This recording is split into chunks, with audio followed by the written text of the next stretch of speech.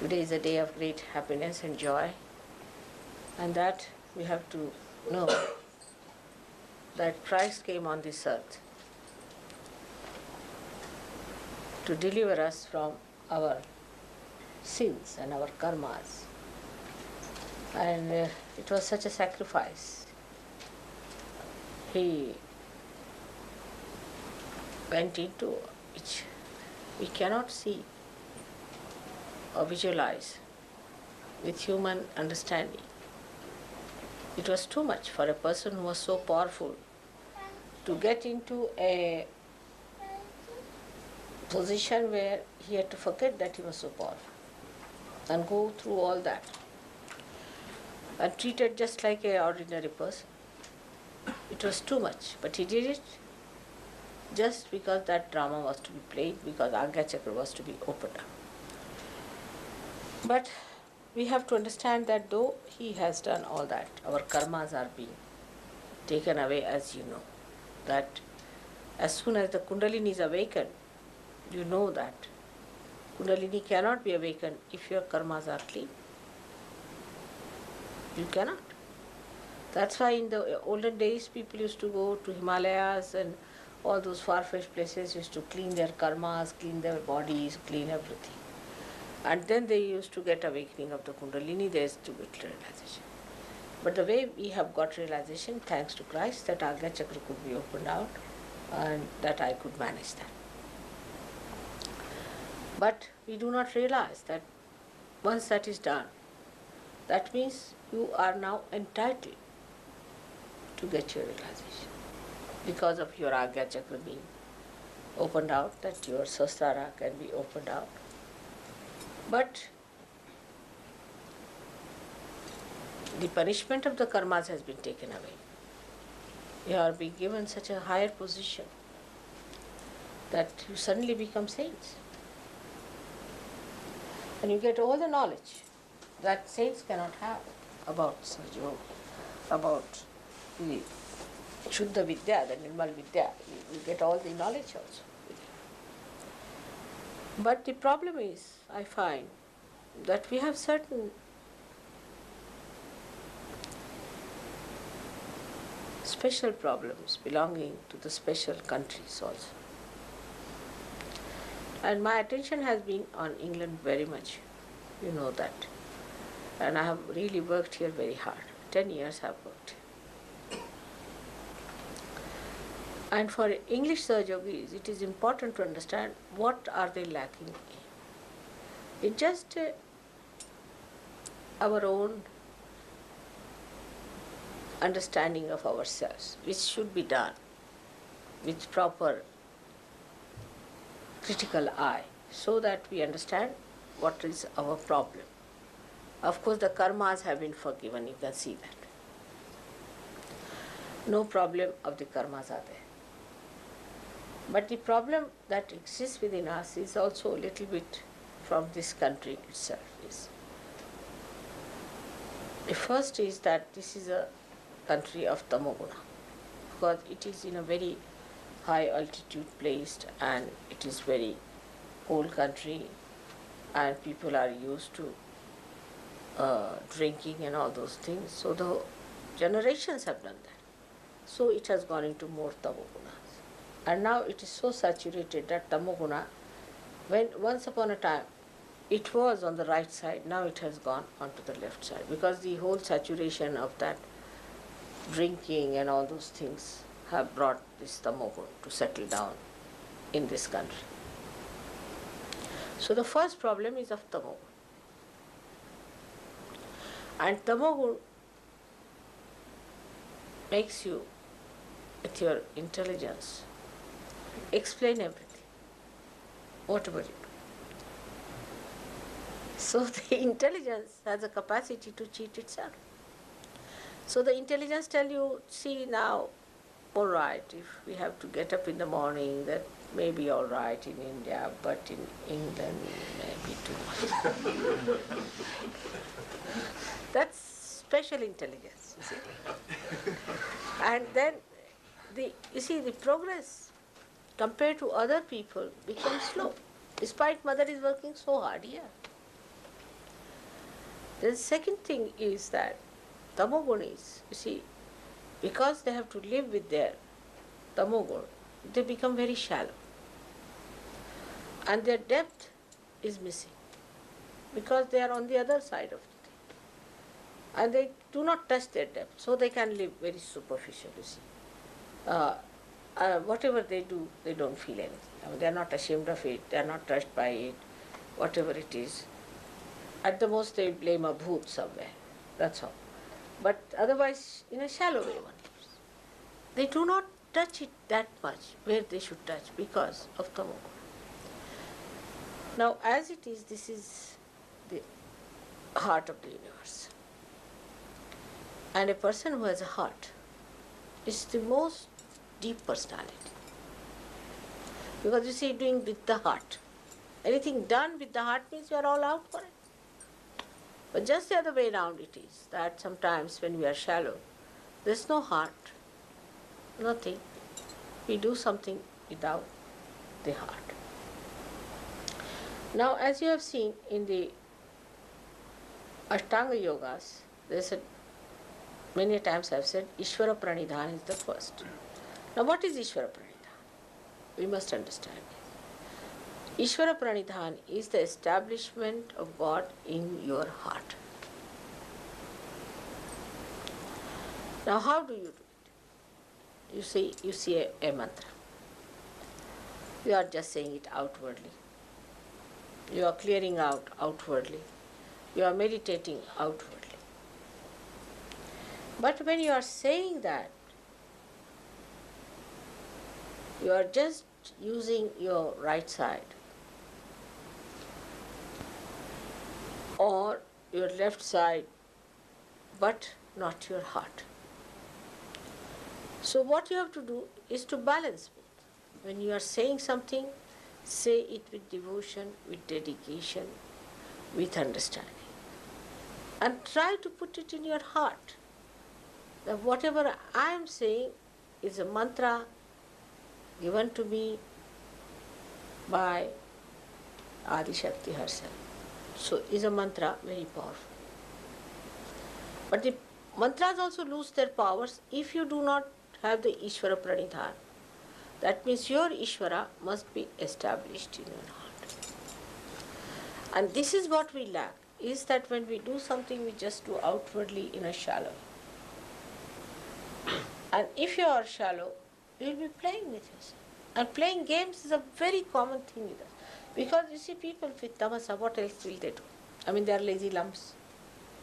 So the mind has to be used. You see, mind doesn't stop, isn't it? It's working all the time. And we are lazy, doing nothing. So the mind plays on itself. And then we should understand that this mind is the one that makes you shallow.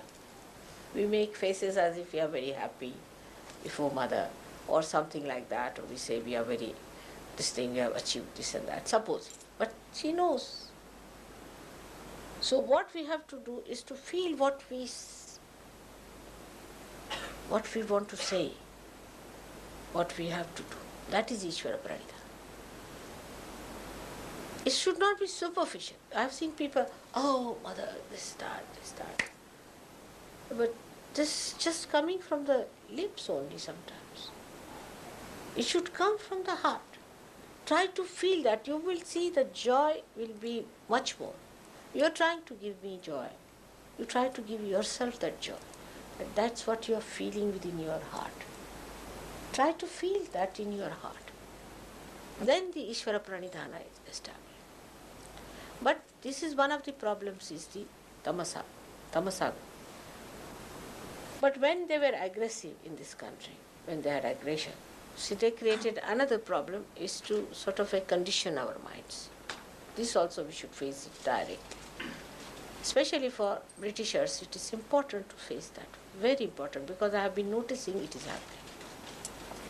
Now what happens?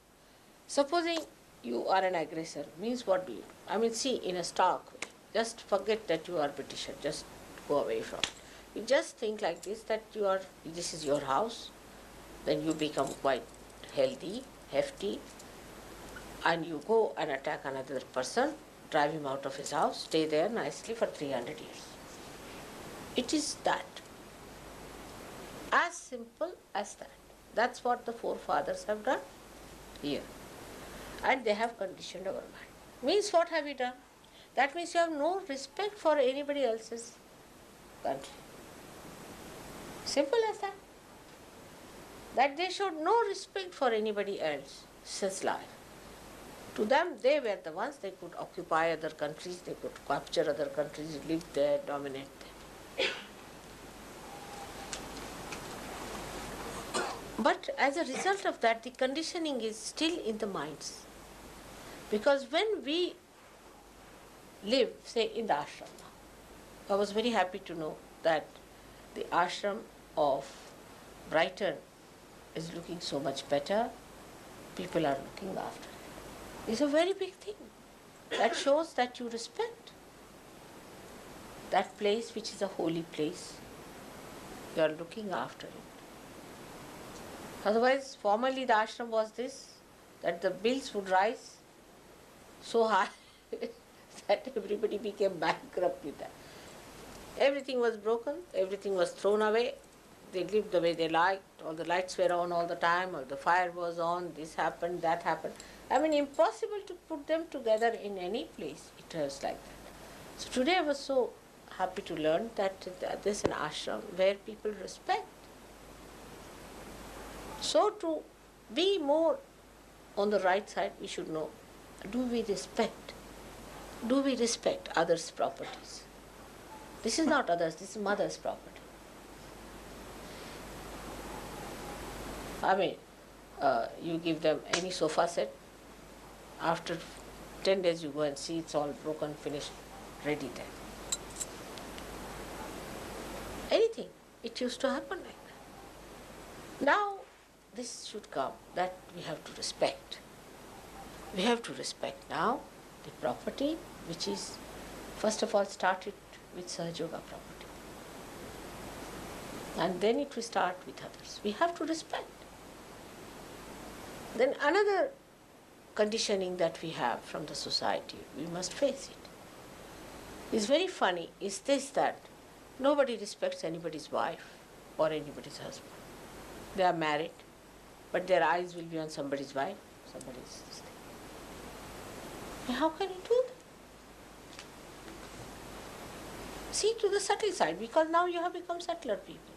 And you must see these problems exist in our country. That we have got this conditioning. Around us is all this going on.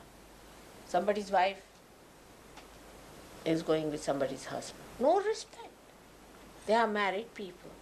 How can you carry on with somebody's wife or somebody's husband? Just think of the society in which we live, isn't it? Now somebody is married to someone. Now you cannot carry on with a person who belongs to somebody else. It's a simple thing like that. But it's on. You see, in the society, we live in that kind of a society. I mean, every day we hear such news. I mean, it is shocking sometimes. So we have to face the problems with which we are living. Like Indians have their own problems and they are horrid on that line. So we have to face our problems. So first of all, we have to know that we must establish Ishvara Pranidhana. Sahaja Yoga cannot be established by people who are shallow, who are superficial in Sahaja. Some people think they can play about. They feel happy, by disturbing the ashramites, by talking against the ashram people about Sahaja Yogis. Many have seen. Sahaja Yogis are horrid, as if other people are better. They go on like that, see, playing. But what is the thing? They lose. They are the losers. They don't understand this. By doing this kind of a thing, you are the loser.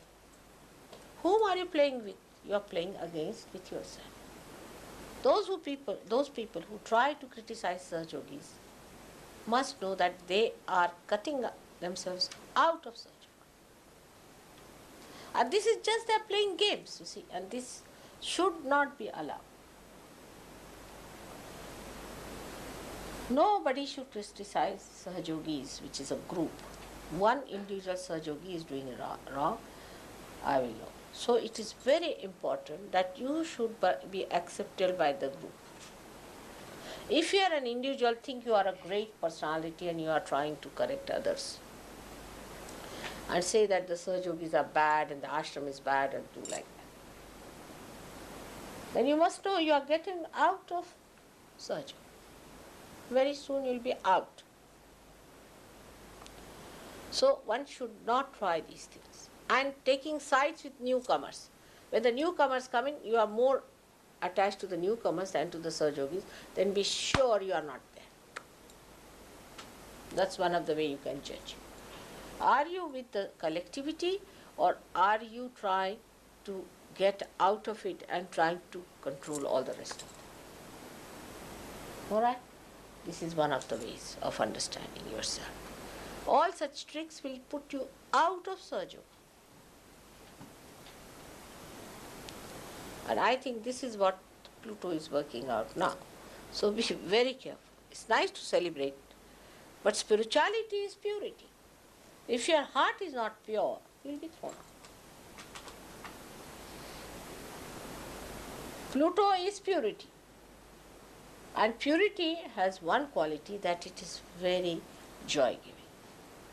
It's glorious to be pure, to be innocent. But it also means that many things have to be dropped out, and those who don't drop out will be dropped out with those things. So I want to warn you that it's a very good day that has started today. But this is the problem we'll be facing now. So be very careful, don't play games with Sahaja. Clean your heart. This is for few people I know who are doing these things. I know about every one of them. So those who are against collectivity will be immediately dropped off. And then even if they want to come back, they cannot. That can be arranged. So try to be one with the group. Try to have better friendship, better relationship, better brotherhood, greater love, greater affection, complete understanding. Enjoy each other.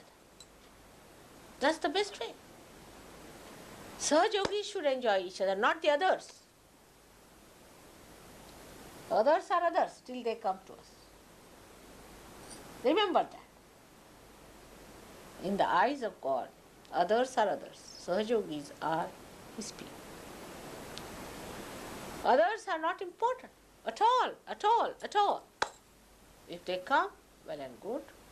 Of course, one should not be harsh with them. Be kindly, nice, bring them along. But in a group, you have to be one. Then there should be no differentiation. I mean, that is one of the qualities the English had once upon a time. When Calais was invaded, at the time of Queen Elizabeth, the Catholics and the Roman Catholics and the Protestants all joined together, forgetting their differences. I hope you remember those good qualities of the English also. And that's what one has to understand, that when we are facing others, we are all one. And this is, I am telling you again, the unity is extremely important for the strength of Sahaja. Those who try to correct the Sahajogis all the time are really trying to play into the hands of Satan. They are doing no good to Sahaja. Be careful of such people. They'll be thrown away. They'll lose their vibrations and you'll find them out. So Sahaja Yoga, as it is a very great force of getting people together, also there's a force that is working which is throwing out. Because here, only those who will improve will become higher and higher, will be acceptable. There's no other criteria, you know that. Those who become purer and purer are accepted are Sahajogis.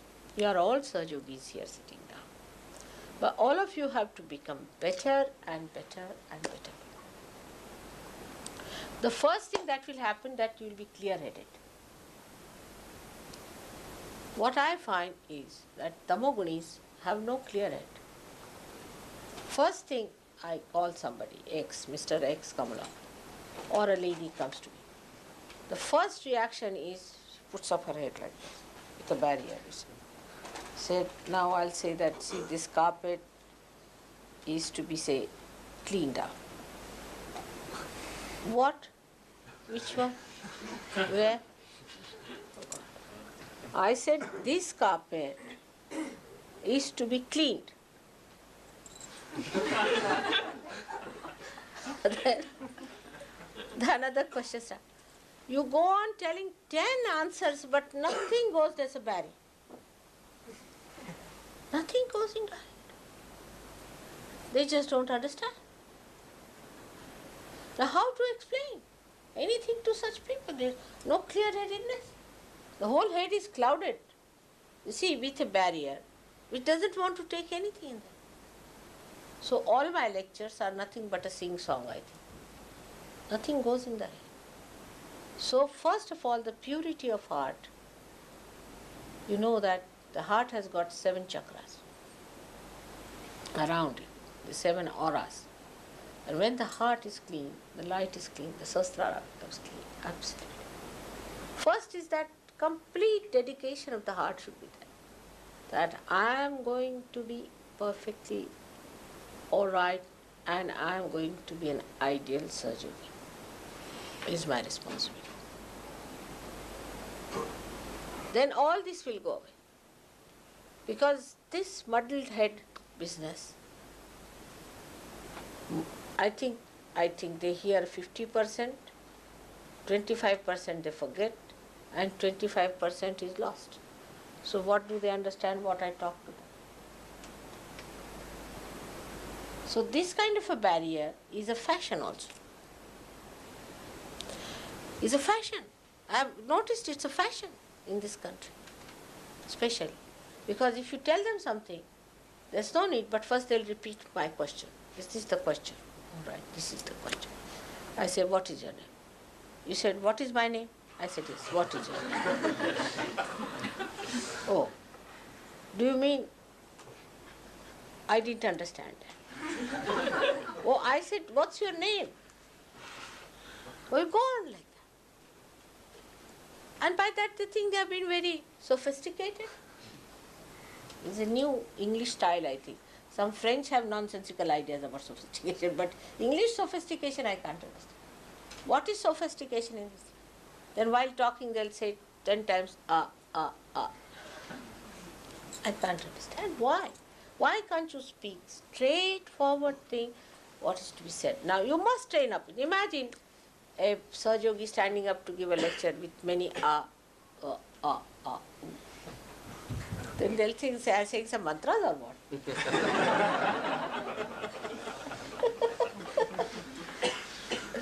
So one has to understand in Sahaj Yoga, you have to become very dignified, decent, pure people. The purity is the point we have to say. Now out of say 100, even if 20 are like that, muddled headed, it creates a bad impression. What will others think?